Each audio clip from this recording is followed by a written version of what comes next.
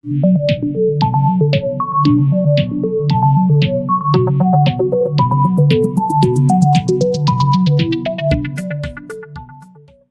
Students, concepts of physics में आपका स्वागत है। हम लोग मैथमेटिक्स में linear equation in two variable देख रहे हैं और अब इसका आज आखिरी चरण है जो वर्ड प्रॉब्लम होते हैं।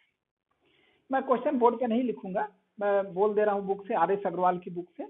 उसको आप क्वेश्चन को ध्यानपूर्वक समझेंगे और कैसे एक क्वेश्चन से इक्वेशन बनाते हैं वो देखेंगे। अब जैसे क्वेश्चन मैंने लिया है कि the coach of a cricket team buys 7 bats and 6 balls for ₹13,200। यानी मतलब हुआ कि एक क्रिकेट कोच किसी क्रिकेट टीम के लिए 7 बैट और 6 बॉल 13,200 रुपए में खरीदते हैं। यानी ध्यान दीजिए, क्वेश्चन का मैं खाका तैयार करता हूं दिमाग में कि 7 बैट्स एंड 6 बॉल्स ये इन्होंने कितने रुपए में खरीदा? 13,200 में। और दूसरा स्टेटमेंट है कि later he buys 3 bats and 5 balls. कितने रुपए में खरीदा? फॉर 5,900 रुपीज में खरीदा। Find the cost of each bat and each ball. यानी ध्यान दीजिएगा क्वेश्चन को, कोई क्रिकेट कोच जो है 7 बैट और 6 बॉल 13,200 में खरीदते हैं और 3 बैट और 5 बॉल 5,900 रुपीज में खरीदते हैं। तो आपको बताना है कि cost of 1 bat and 1 ball. तो देखिए, जो स्टेटमेंट है वो मैंने आपको यहाँ समझा दिया और स्टेटमेंट के अनुसार आपको इक्वेशन बनाना है। स्टेटमेंट के अनुसार इक्वेशन बनाने के लिए स्टेटमेंट को समझना बहुत अच्छे तरीके से होगा। चूंकि इसमें कहा है find the cost of 1 bat and 1 ball, तो आप पहले मान लेंगे कि let the cost of 1 bat is x and 1 ball is y। अब उसके बाद लिखेंगे अकॉर्डिंग टू क्वेश्चन। तो अकॉर्डिंग टू क्वेश्चन, चूंकि एक बैट का दाम x है तो 7 बैट का दाम 7x होगा और एक बॉल का दाम y है तो 6 बॉल का दाम 6y होगा और दोनों का प्राइस जोड़ करके टोटल प्राइस 13,200 हो गया। ये हो गया हमारा फर्स्ट इक्वेशन। सेकंड इक्वेशन देखें, अगर वो 3 बैट खरीदते हैं यानी 3x और 5 बॉल यानी 5y इक्वल टू, तो कॉस्ट आया 5,900। ये इक्वेशन बन गया।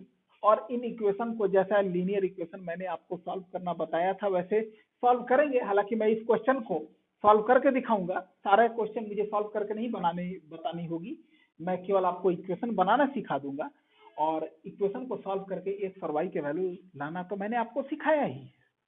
यहाँ ऐसे सीख लीजिए। अब देखिए, फ्रॉम इक्वेशन फर्स्ट से मान लीजिए हम x को सब्जेक्ट बनाते हैं तो x इक्वल टू आ गया 13,200 माइनस 6y बाई 7 और इसको इक्वेशन थर्ड मान लीजिए।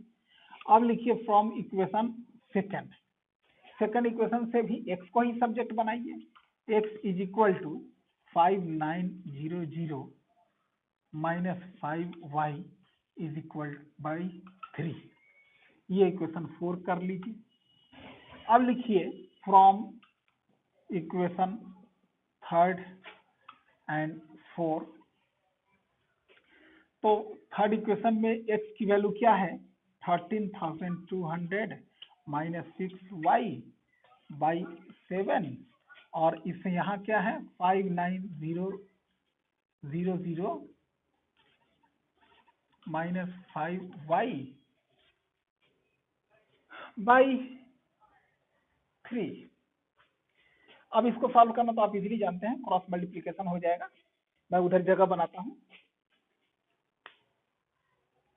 अब देखिए, तो ये 3 जाके इधर मल्टीप्लाई हो जाएगा 13,200 माइनस 6y और इधर हो गया 5,900 माइनस 5y। अब इसको इजीली आप सॉल्व करेंगे। अब देखिए मैंने सॉल्व कर दिया है, ये 3 इन दोनों से मल्टीप्लाई किया तो ये वैल्यू आपको दिख रहा होगा 39600 माइनस 18y और 7 इधर दोनों से मल्टीप्लाई हो जाएगा तो ये आपका आ जाएगा 41300 माइनस 35y और इसको सॉल्व करके आया 17y इक्वल टू 1700 और फाइनली y इक्वल टू आ गया 1700 डिवाइडेड बाई 17 और ये भी कट के y is equal to 100, y की वैल्यू 100 आ गई। अब लिखेंगे putting the value of y। अब y की वैल्यू को चाहे थर्ड में पुट करें या फोर्थ में पुट करें, तो चलिए मैं थर्ड में पुट करता हूँ। तो लिखिएंगे कि putting the value of y in equation third में इसको पुट करेंगे यानी y के जगह पर 100 डालेंगे। यहाँ देखिए 13,200 माइनस 6y था तो y के जगह पे हमने 100 रखा और सॉल्व करके x की वैल्यू आ गई 1800। तो लास्ट में लिखेंगे hence the cost of one bat is rupees 1800 and one ball is rupees 100। चूंकि हमने पहले माना था कि cost of bat x and cost of ball is y।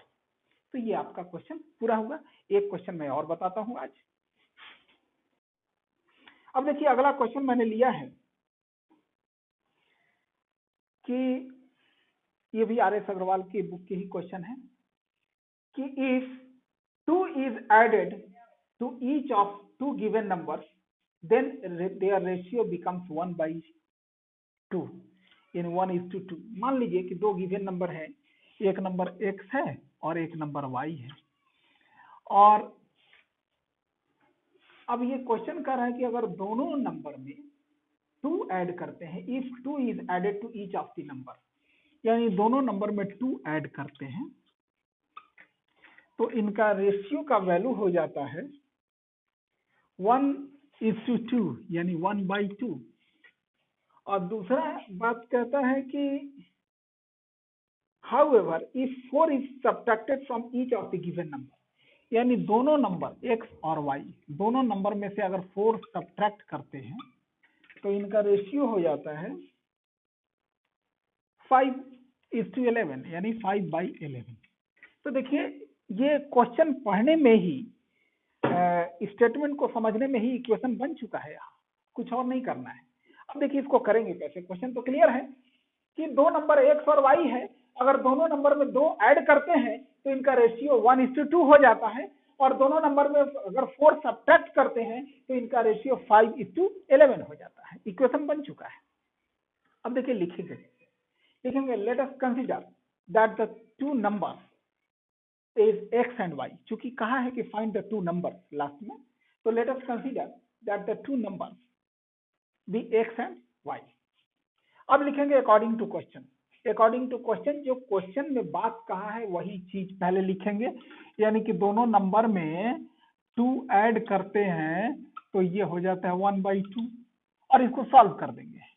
2 को इधर मल्टीप्लाई करेंगे 2x + 4 और ये y + 2, इसको इक्वेशन का रूप दे देंगे हम लोग 2x + y + 2।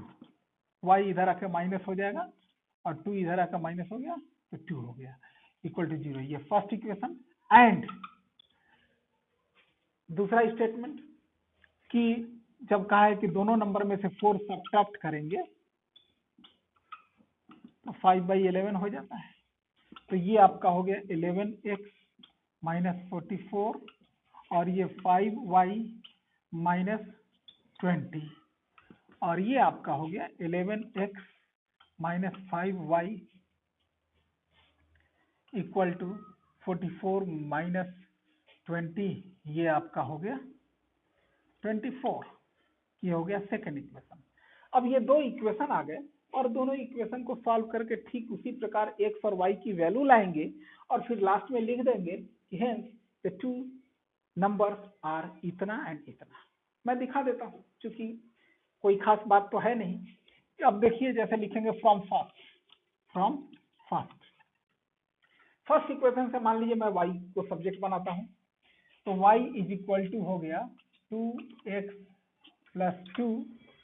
अब y इज इक्वल टू हो गया 2x प्लस 2। अब लिखेंगे putting the value of y in equation second. यहाँ लिखेंगे putting the value of y in equation second.